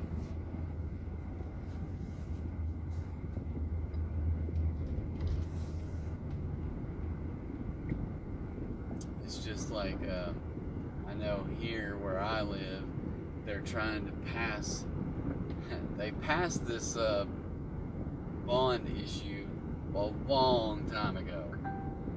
And the bond is supposed to come back. Oh, Lord have mercy. So this is, I don't know what the deal is. So this for me is, I am silver, right? I am silver and I'm getting crap orders. $4.25, 7.2 miles. Do I accept it and try to get my AR up to where I'm platinum again? Or do I decline it because it's crap? $4.25 for 7.25 miles. It's going to take me 30 minutes. So now I've dropped to 64%. So, yeah. I don't know what I'm going to do, but I guess I'm just going to keep trucking along and not accept those orders, because I know I'm going on vacation in a couple of weeks anyway. But it's very frustrating that I'm getting all of these crap orders here for $4 for 7 miles. That is not acceptable. Not acceptable.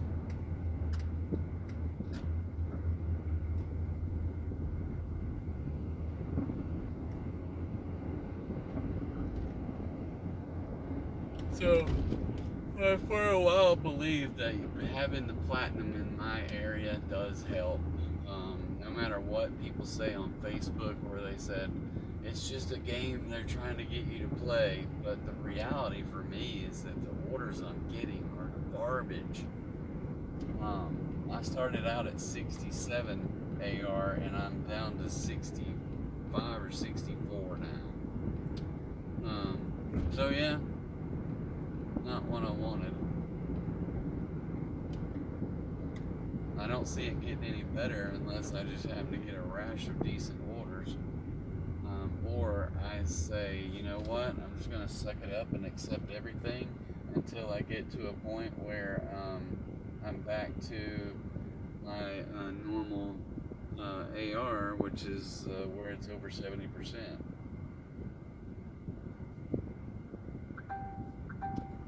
So here is a 625 for 1.3 miles, so I will accept that one.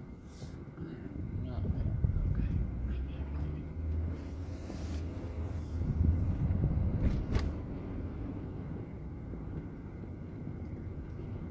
so, yeah, so that's a lot better. It still needs to be more, but I'll take it.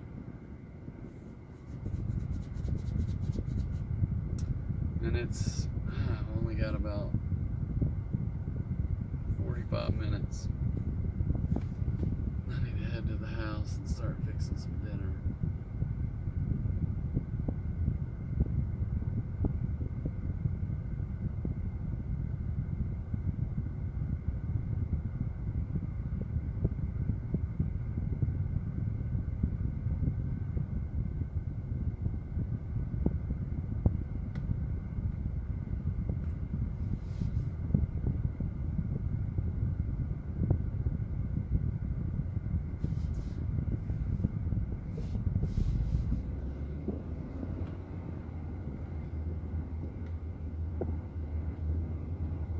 So here it says a 5-star quarterback bails on UCLA after seeing Madden, I don't know what their name is, but Nico's younger brother, swindle Arkansas out of NIL funds. So he comes here, gets NIL funds, and then he leaves 3 months later, assuming, I can only assume, that he did not make the starting quarterback position, and so then he left. And rumor has it he's going to UCLA and play on the same team as quarterback with his older brother. and I'm sure get an NIL deal back at UCLA that he had before he left. But I also saw something that the NIL people in Arkansas are going to be going after him with a lawsuit to get their money back because he has breach of contract. Now, hopefully they weren't stupid and just said, yeah, come and get all our money and don't do anything. So hopefully there was some kind of language in there that prevents that from happening. But anyway, so I'm going to run into McDonald's, grab this food, and I'll be back. Alright, so a short delivery here. I think it's to I don't know, I think it's probably some apartments that I hate going to because it seems like they are run by a slumlord, and there's just a lot of activity going on at this place. And I hate getting the orders after dark there, so I haven't had one in a long time to this place, but it looks like that's where I'm going again. Positive side, it's only 3 minutes away, so.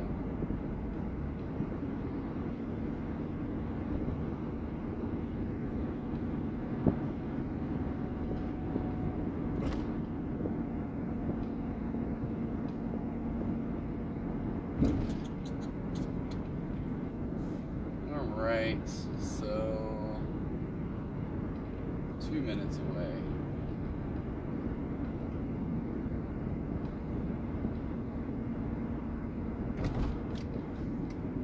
So yeah, I saw this thing today saying that the athletic director for the Razorbacks has given full support to the NIL collective to go back after their money due to, I'm assuming, this breach of contract. So Nico's little brother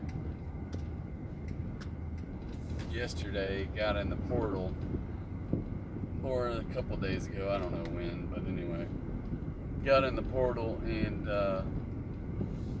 I'm assuming they already gave him a bunch of money. So hopefully they are able to get that money back because he did not play for the team.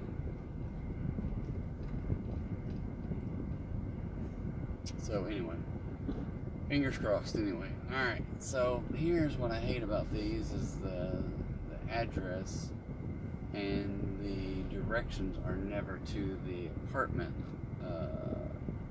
They're just, they're to the apartment complex, but not the individual apartment numbers.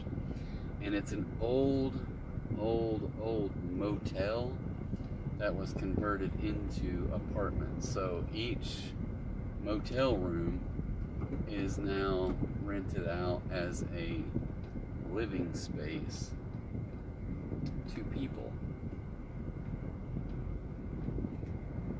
And I'm sure there's good people here, but probably a lot of people who are down on their luck, and it's relatively cheap. But I hate coming here and seeing the police are always here. And it's got an inside and an outside. So a courtyard, and I don't know where these freaking apartments are. The numbers that I'm looking for. So maybe it's on this back side here. Ah, look at that. Alright, I kind of looked out here. I don't have to go inside the courtyard, but I still have to go up the stairs. Alright, I'm gonna go deliver this and I'll be right back.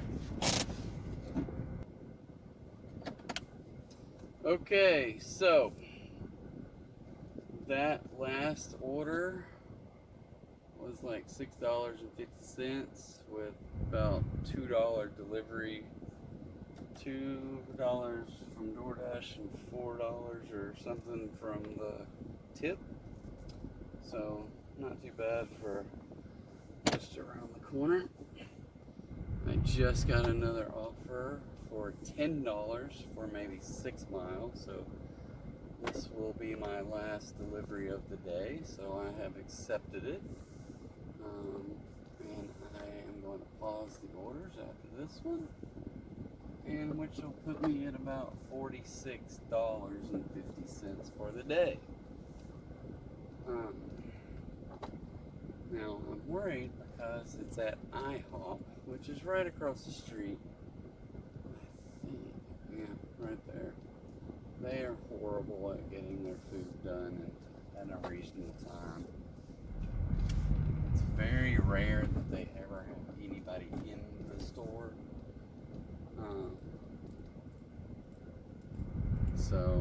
But I do see some cars there today.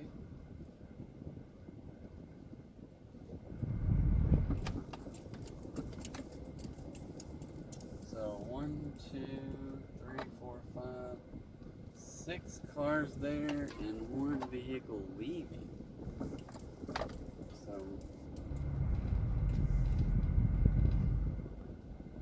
how many of those 7 cars here? There's another one. How many of these cars are people that work here? Is the question. Alright, I will be back. Alright, so I am got everything loaded up, sent them a message. We are heading that direction. So I just want to say real quick that I appreciate anybody who's watched the video. Thank you very much. I will probably be shutting it down after we make this delivery and I do the final countdown as far as the amount of money that we made on this order tonight. So but yeah, I enjoy making these videos. I don't know, it just gives me something different to do. I feel like I've got some kind of something besides just getting the orders, right? So there's that. I do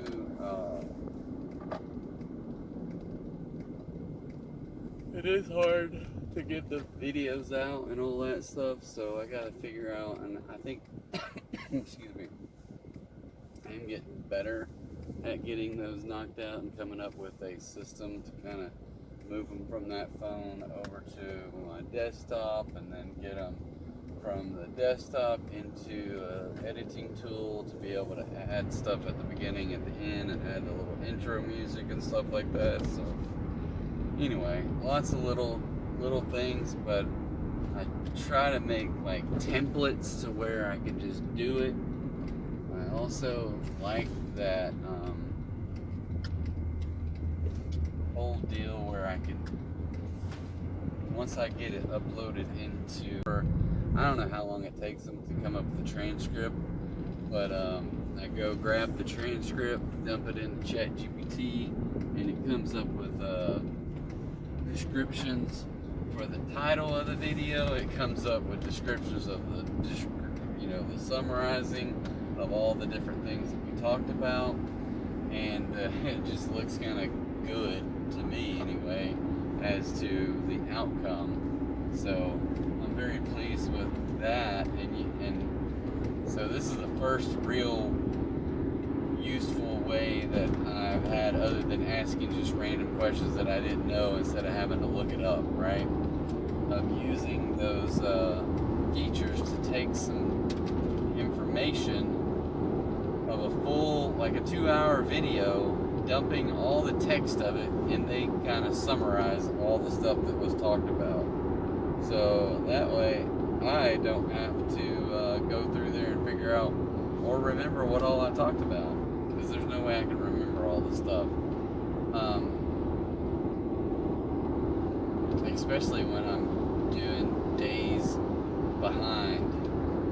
So like today I posted the video. What did I post today? Because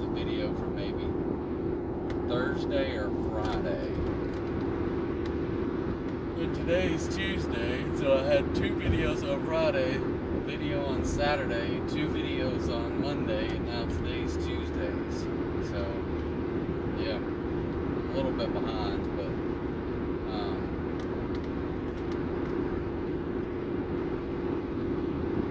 maybe I'll catch up some more this evening and get them uploaded and ready to premiere over the next several days. So,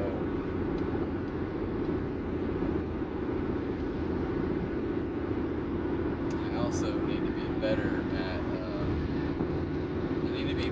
at getting those shorts out of there.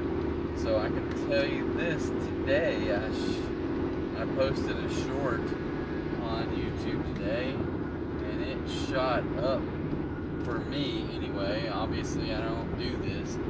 So one of the first ones I did got up a little bit over 100, like 118 or something like that. And then I've only got like 4 or 5 shorts, but the last one I did was about flowers at Kroger's through DoorDash.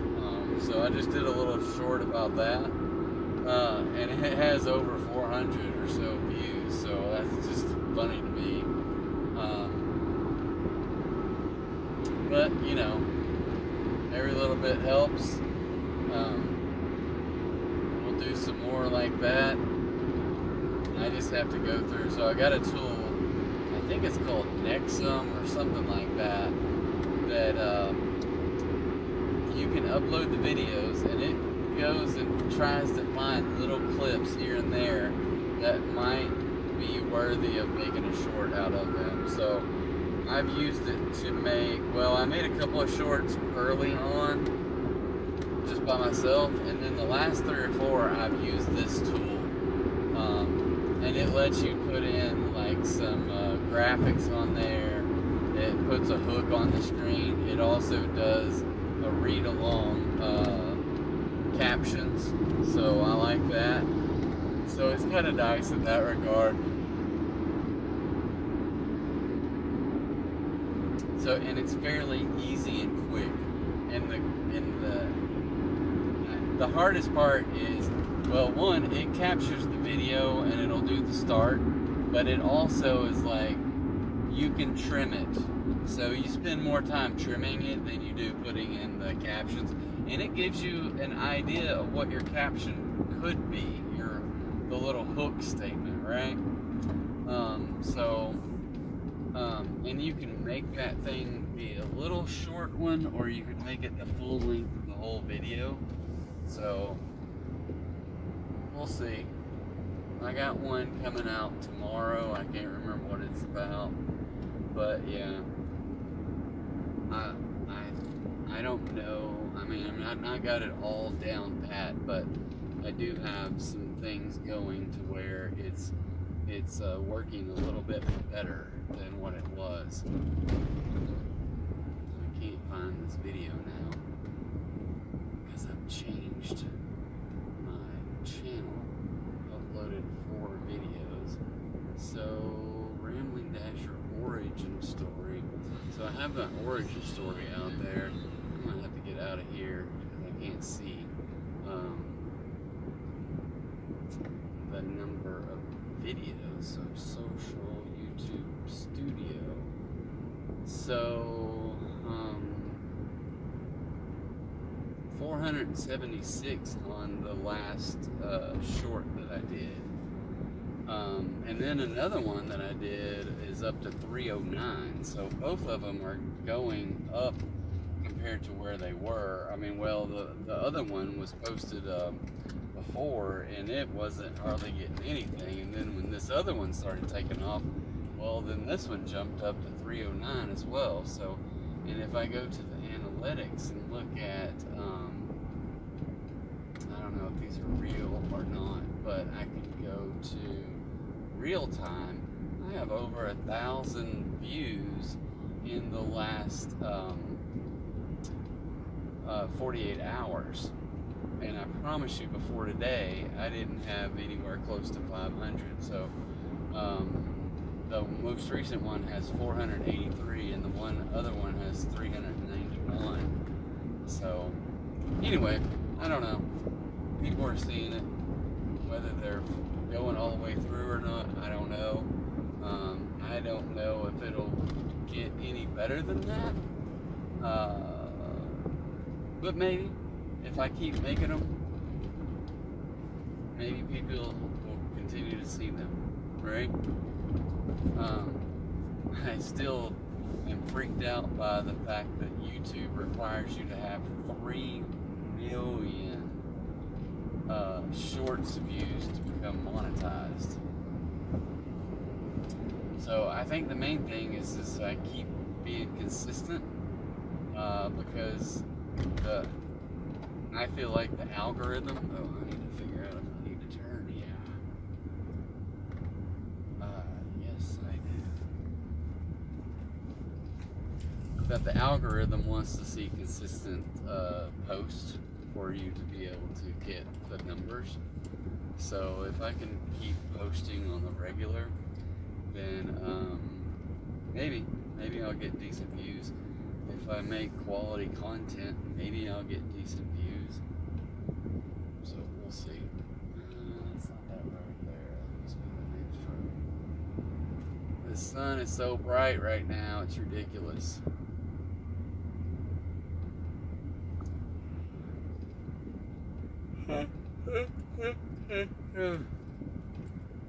Alright, so is it the house that doesn't have any cars in it?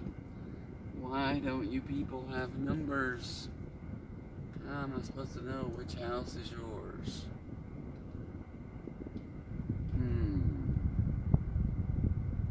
This can't be right.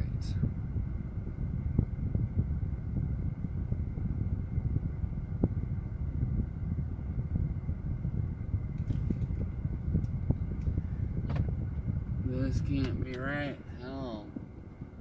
Alright. Let's go back out of here.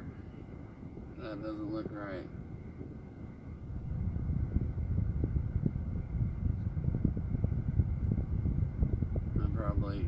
They probably put a bad address in there. And I'm in the wrong neighborhood and drove all the way out here for nothing. Because these houses do not have the same numbers as that does.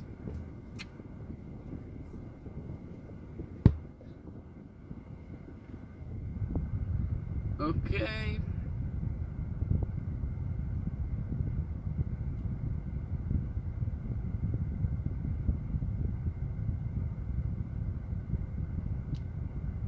Alright, I'm going to pause this and figure some stuff out. So, and my phone's about to die that I'm recording with because I never plugged it in. Oh, we're at a whopping 1%. So, alright, I'm going to pause this. I'll be right back. Alright, so even though I handed it to her, I'm going to send her a quick message.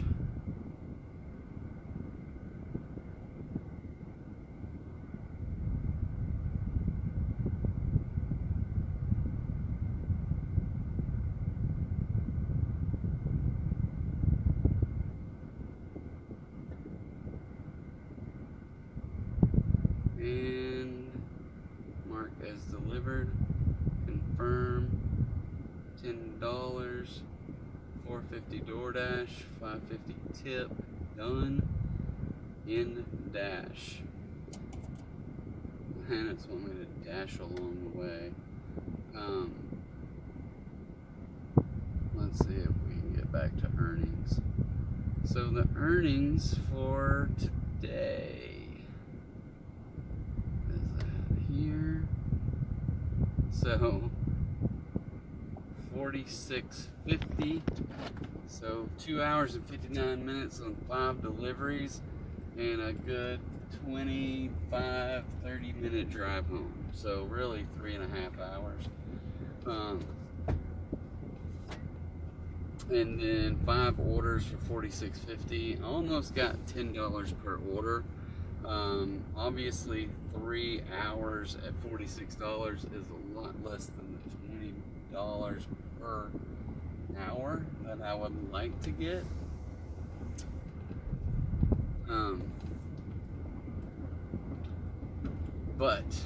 And I wanted to get $50, but I only missed it by $3.50, so we'll make that up somewhere along the way. So for the week so far, which is my goal is $150 for the week. After one long day and one short day, I'm at $142.15. So what I don't know is that a product of being silver? Maybe. So anyway, we'll I don't know, that sometimes these numbers don't come in for a day or till overnight, like your ratings and things. So my acceptance is up to 66% from 64.